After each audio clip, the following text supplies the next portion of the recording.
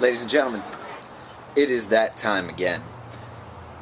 All the Ales and the Brewed-There-Drank-That family bring you the rounds. Time to pour another pint of knowledge.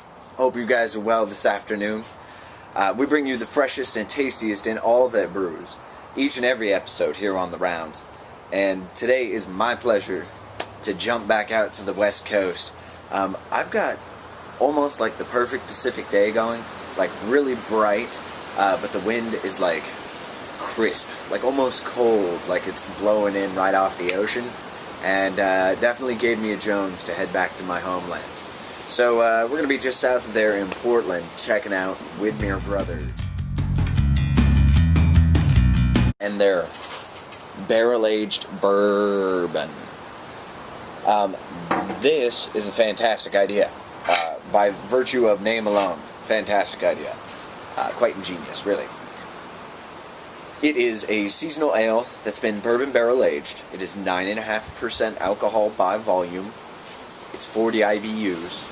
Features 5 different malts and features 3 different hops: Alchemy, Cascade, and Simcoe.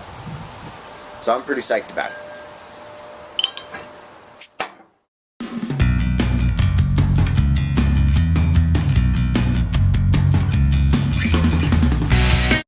Okay, not a lot of head at all. Kind of interested to see if that means what I think it does. Fantastic bottle. This one was a little more expensive in terms of your price point. Memory serves right. I want to say this one was in the neighborhood of $8 to $9. And this is completely as advertised. There is some effervescence, rather sparse though. Thin, wisping head, even though you can guarantee this is not malt focused, but it's certainly a malt driven ale. 5 different malts as opposed to the 3 different hops, and the reason for making that sturdy backbone is so that it can withstand this aging process that it goes through. Again, Widmer has included their signature hop, the Alchemy hop, the one they seem to really be fanatical about, and you've got Cascade and Simcoe to boot, which I'm a big Cascade fan. Simcoe, I'm very hit or miss, but I do love me some Cascade. Deep hue. As I said, thin, wispy head. Seems to have broken down almost instantly. There is a layer across the top, but it's really more a wisping as opposed to a full-on head as we know it.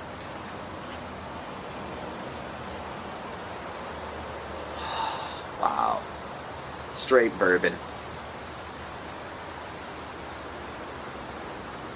I think the malts in beer make it so that they retain, I think it better retains a biscuity quality as opposed to a hard distilled spirit like a sour mash of bourbon.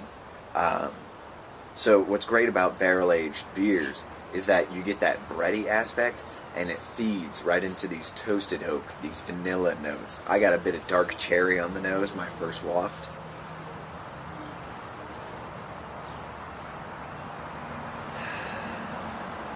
And right at the very end, you do start to get some of the alcohol, even in the nose. 9.5, not a super huge beer. We'll see how smooth it plays. Butterscotch, too. The bouquet is absolutely magnificent. That's straight hooch. I don't think there's actually beer in there. That's insane. That is absolutely crazy.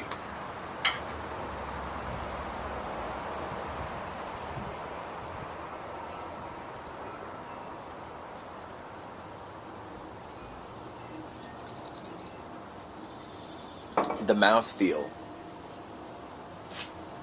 is very much beer.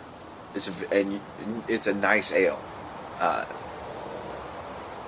But it's insane because the way it played on my tongue, on my palate, is that I could tell that the weight was from the beer, as opposed to an actual bourbon where it dissolves almost instantly, as it is much higher alcohol.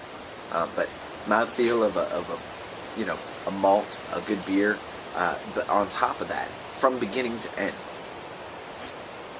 was literally bourbon. It's like somebody laced a shot and made the bottom of it beer and the top of it bourbon.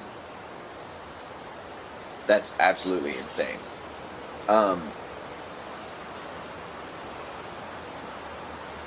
Alcohol presents hot. Not extremely hot, but the alcohol certainly presents. I would say it spikes around the... It spikes right at the last quarter of the flavor profile.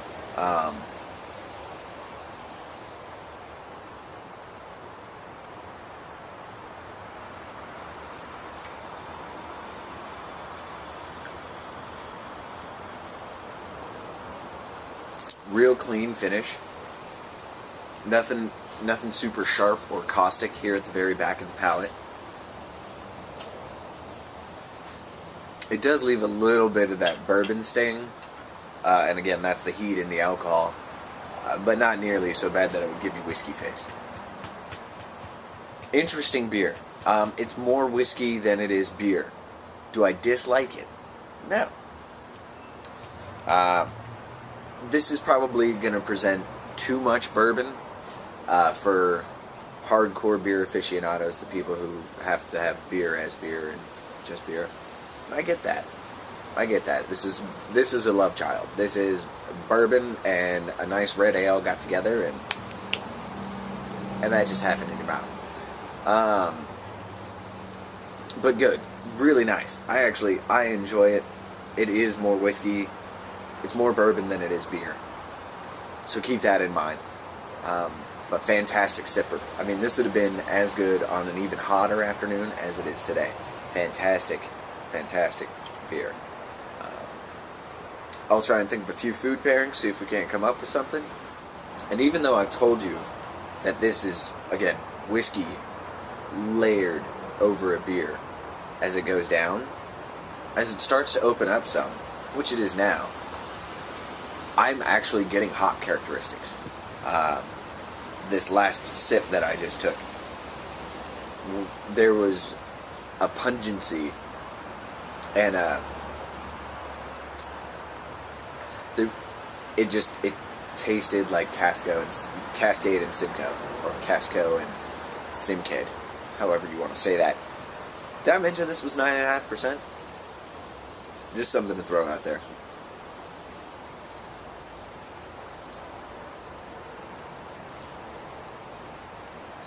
This is definitely a beer you want to take your time with. This is a beer you want to let open up.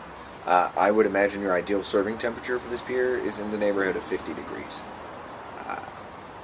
Tulip glass would be good, especially one with an agitator. I think that might stir it up nicely. But, as I said, more whiskey than beer, but absolutely delicious, and every bit worth trying. So here's to it, guys. Drink American, drink independent, and drink to your health. And we'll see you next time here on The Rounds. Thanks so much. My name's been Glenn. Thanks to Widmer and you, our viewer. Till next time, we'll see you over our next pint.